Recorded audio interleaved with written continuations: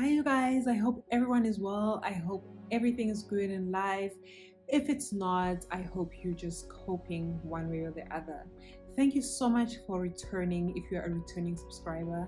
And thank you so much for watching. If you're watching for the first time, I appreciate you so much. So today I will be talking about why you need to save some money if you are planning on moving to China. And I'll be talking from a perspective of a person who lives in a tier one city, Shanghai, and a person who really was just moving on a very low budget. So I didn't have a lot of money and I did not need a lot of things to start up with. And I am understanding very well that some people don't even have any money to save. I sympathize with that, but we still need to talk about the money aspect. Also, I'm talking from my perspective, 100% what happened with me and my own experience, no one else's experience. So yeah, it may not be the same for other people because schools are different, but this is how it was for me and other people that I know. Without wasting any more time, let's get on with it.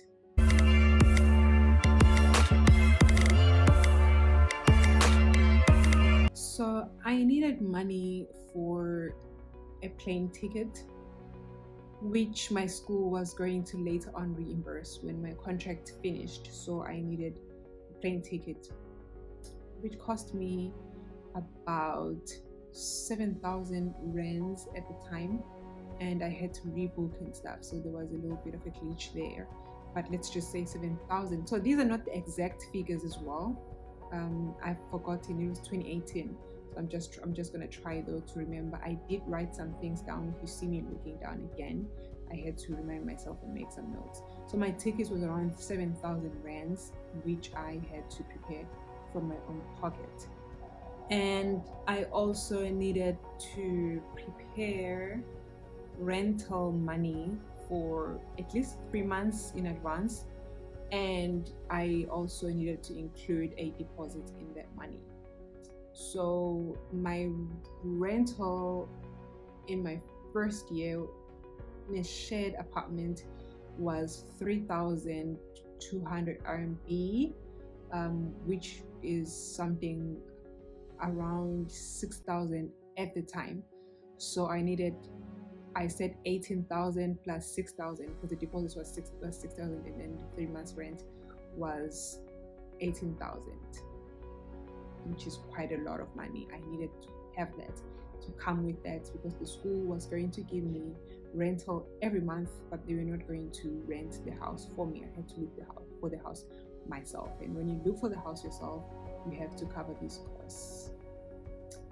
And the utilities at the house were about 200 RMB for electricity and about 100 RMB for just water. So it wasn't so bad. And I paid that at the end of the month. It wasn't anything in advance. Okay, and then the food. I said here I needed food for about 1.5 RMB, which could be a lot of money. But yeah, because I wasn't really eating a lot of things. I was really on a budget and I was trying not to waste money. So I'm sure I didn't spend this much money. But it's safe to say that at least have 1.5 RMB for food, which is about 3,000 rands at the time. So my estimations of the value of money are based on 2018.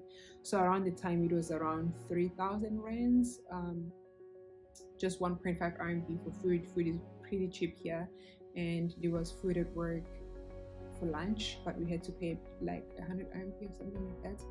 Or yeah, you just had to fill your card with money, and then you could go to the school's canteen, which was cheaper, I think. So I did not need a lot of money for food, but I did have to prepare some money for food.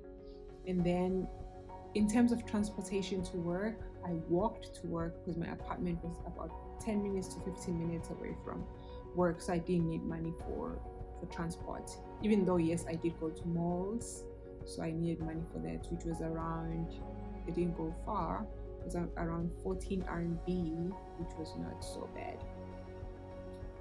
And then cutlery and utensils, I needed that as well. Even though it wasn't a lot of money, I remember I didn't spend a lot of money. It could have been less than 50 RMB because if you are just starting up and you know that you're going to buy these things later on, you could just buy a cup, a plate, the basics. I did live in a shared apartment that did have these things, but I really just wanted my own things for hygiene reasons. So I had my own things. I bought them, which were not very expensive. And then you need money for your SIM card and your phone bill upfront, which is very, very cheap as well. At that time, in 2018, it was around 250 rands.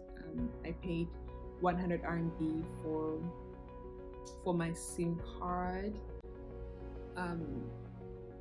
For my phone bill as a whole. So that it includes calls, it includes data and stuff. That was around just 100 RMB. And then also I had to buy the SIM card, if I remember correctly, which was not so bad. So I just said 250 rands. It's not bad.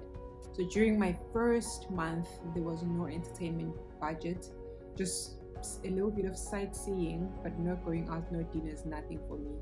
Hence I said it was my financial breakout right now is very, very low budget. So there was no entertainment. And what was good about the whole thing though was that my school did borrow teachers 12,000 RMB, so you could lend money from them, and you were allowed to pay back the money in a period of 3 months. So we paid it kancane, which helped a great deal. So that did help. Yeah, that's how I was able to pull off coming here, because I knew that I would have 12,000 RMB. I just needed to raise the rest of the money. In total, I'd been told that I needed 50,000 rands, which was a lot of money, and I just did not think I was going to be able to raise that much capital in such a very short space of time, but I did by the grace of God.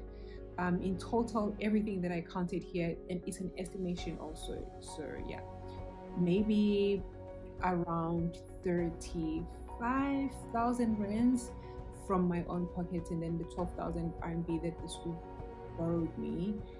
And yeah, that's how I made it work. So I borrowed money from friends, I took a loan from a bank, and yeah, that's how I made it work. I had a little bit of savings, so I took from that as well. And also you still need to just buy the small things. You want to buy your aromat, you want to buy your deodorants and stuff.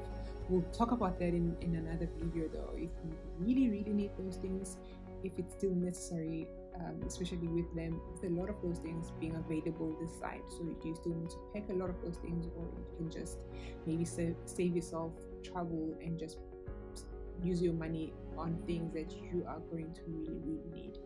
So yeah, that's how much you might want to try and save up, and I hope this helps. Some schools you will not even need to worry about this, but with some schools you definitely will need to save some money. If you have questions about anything money related, not salaries, we'll talk about that some other time, but saving for what you need to save for, if I did not touch on whatever question that you have, definitely feel free to ask on the comments. I'll appreciate that and I'll respond. And yeah, I hope this helps. Please don't forget to like, subscribe, and comment, you guys. I love you so much. Thank you for watching.